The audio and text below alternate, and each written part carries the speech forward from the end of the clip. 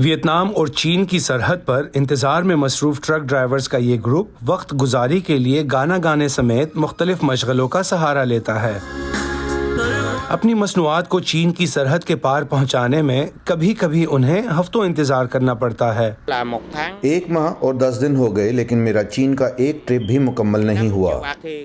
When تانام کہتے ہیں کہ ویتنامی ٹرک ڈرائیورز کا ایک مخصوص گروپ باقاعدگی سے اپنا کووڈ ٹیسٹ کراتا ہے اور ان کنٹینرز کو سرحد کے پار چین کے ایک پارکنگ لاٹ میں لے کر جاتے ہیں۔ وہاں چینی خریدار ان کے مال کی جانچ کے بعد ادائیگی کرتے ہیں۔ وین چین میں اپنے آموں کی ڈیلیوری کی تصدیق کے منتظر ہیں۔ ان کا کہنا ہے کہ کووڈ کی وبا سے پہلے وہ آج کے مقابلے میں 2 یا 3 اضافی چکر لگا پاتے تھے۔ ہر چکر کے انہیں تقریباً $220 ملتے تھے۔ عام طور پر ہم خاندان کی کفالت کے لیے کچھ رقم کما لیتے ہیں، لیکن اگر یہ صورتحال جاری رہی تو ہمارا خاندان فاقہ کشی کا شکار ہو جائے گا۔ اور اس تاخیر کی وجہ ہے کووڈ-19 کی وبا۔ چین نے اعلان کیا کہ ان کی سرحد کی جانب ان کے چند ڈرائیوروں کو کووڈ-19 ہو گیا ہے اور انفیکشن سے بچانے کے لیے انہوں نے سرحد بند کر دی ہے، جس کی وجہ سے ہمیں اتنا انتظار کرنا پڑا کہ ہمارا جیک فروٹ گل سڑ گیا۔ چین کی زیرو کووڈ پالیسی کے تحت کرونا انفیکشن کا کوئی کیس سامنے آنے کے بعد بارڈر عارضی طور پر بند کر دیا جاتا ہے اور کووڈ-19 کی صورت میں درآمد کیے جانے والے کچھ مخصوص پھلوں پر عارضی پابندی عائد کر دی جاتی ہے۔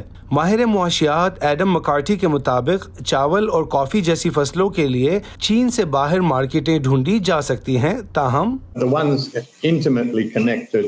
ایسی مارکیٹ جو جغرافیائی طور پر چین سے جڑی ہیں اور جہاں پھل اور سبزیاں پیدا ہوتی ہیں وہ حقیقی مشکل میں ہیں۔ ہمسایہ ملک کمبوڈیا میں لیچی اگانے والے ری ایپ نیک جیسے دیگر کسان تھائی لینڈ کی ایک کمپنی کو اپنا پھل بیچتے ہیں جو اسے چین پہنچانے کا کام کرتی ہے۔ وہ کہتی ہیں کووڈ وبا کے دوران کوئی بھی ان کا پھل برآمد کے لیے نہیں خرید رہا۔ ہم کمبوڈیا میں بس تھوڑا ہی پھل بیچ پاتے ہیں، لیکن پہلے کی طرح زیادہ تر یہاں سے باہر نہیں۔ کمبوڈیا میں وہ کم قیمت پر لیچی بیچتی ہیں۔ کھاد اور تیل کی بڑھتی قیمتوں کا سامنا کرتے ہوئے وہ بے چینی سے انتظار کر رہی ہیں کہ جلد ہی چین کمبوڈیا سے لیچی کی براہ راست درآمدات کی اجازت دے گا۔ دونوں ممالک اس وقت ایک معاہدے کو حتمی شکل دے رہے ہیں۔ میں چینی مارکیٹ کو جلد از جلد کھولنے کی اپیل کرتی ہوں تاکہ کسانوں کے لیے کچھ امید پیدا ہو سکے۔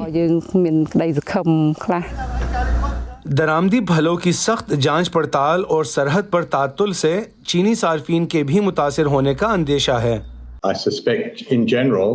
مجھے شبہ ہے کہ عمومی طور پر قیمتوں میں اضافہ ہوگا اور چینی صارفین سرحدوں پر زیرو کووڈ پالیسی کی قیمت ادا کر رہے ہیں۔ اس دوران وین جیسے ٹرک ڈرائیوروں کو اس طول پکڑتی تاخیر سے نکلنے کا کوئی راستہ نظر نہیں آ رہا۔ کبھی کبھار ہم ایک دوسرے کو تسلی دینے کے لیے مل کر پیتے پلاتے ہیں۔ ہم نے اپنی آمدنی پر انحصار کرنا چھوڑ دیا ہے۔ وین کے مطابق ایک ایسے وقت میں جب ٹرک ڈرائیور انتظار میں بیٹھے ہیں ان کی بیوی بچوں کو کسی نہ کسی طرح اپنے لیے خود کمانا ہوگا۔ الزبتھ لی کے ساتھ Imran Jadoon, Voice of America.